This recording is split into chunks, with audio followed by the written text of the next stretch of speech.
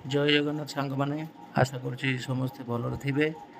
ଆଜି ଆମ ରାଜର କୁମ୍ପି ଭଙ୍ଗାଗଲା, ଯେଉଁଥିରେ କି ସେ ପ୍ରାୟ ବର୍ଷେ ହେବ ପଇସା ସଞ୍ଚୟ କରିକି ରଖୁଥାଏ। ତେଣୁ ଦେଖନ୍ତୁ କେମିତି ଆମେ ସମସ୍ତେ ମିଶି 100 ଟଙ୍କା, 50 ଟଙ୍କା, 500 ଟଙ୍କା ଏବଂ 200 ଟଙ୍କା ସବୁ ଅଲଗା ଅଲଗା କରିଲୁ।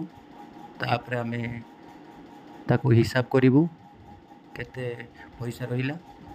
ରାଜ ମଝିରେ ମଝିରେ ମୋତେ ପଚାରୁଥାଏ, ପୁଅ କେତେ ପଇସା ହେବ? ମୁଁ କହିଲି ସବୁ ଆମେ ଆଗେ ସେପାରେଟ୍ କରିଦେବା, ତାପରେ ଆମେ ଗଣି କହିବା। ଏହା କହୁ କହୁ ମୁଁ ଦେଖିଲି ଗୋଟିଏ 2000 ଟଙ୍କା। ମୁଁ ଭାବିଲି 2000 ଟଙ୍କା ତ ବନ୍ଦ ହୋଇଯାଇଛି। ରାଜକୁ ପଚାରି, ରାଜ 2000 ଟଙ୍କା ଥିଲା। ରାଜ ସେଇଟାକୁ ହସି ହସି ନେଇ କହିଲା, ପୁଅ ଏଇଟା ଡୁପ୍ଲିକେଟ୍। ତେଣୁ ସେଇଟାକୁ ରାଜ ପୁଣି ମୋତେ ହାତରେ ଉଠେଇ ଦେଖାଇଲା, ପୁଅ ଦେଖ ଏଇଟା ଡୁପ୍ଲିକେଟ୍। ତା'ର କ'ଣ ସେଇ କୁରୁକୁରୁରୁ ବାହାରିଥିଲା।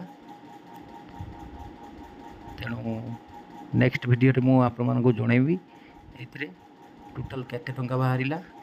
ରହୁଛି, ଜୟ ଜଗନ୍ନାଥ, ଶୁଭରାତ୍ରି।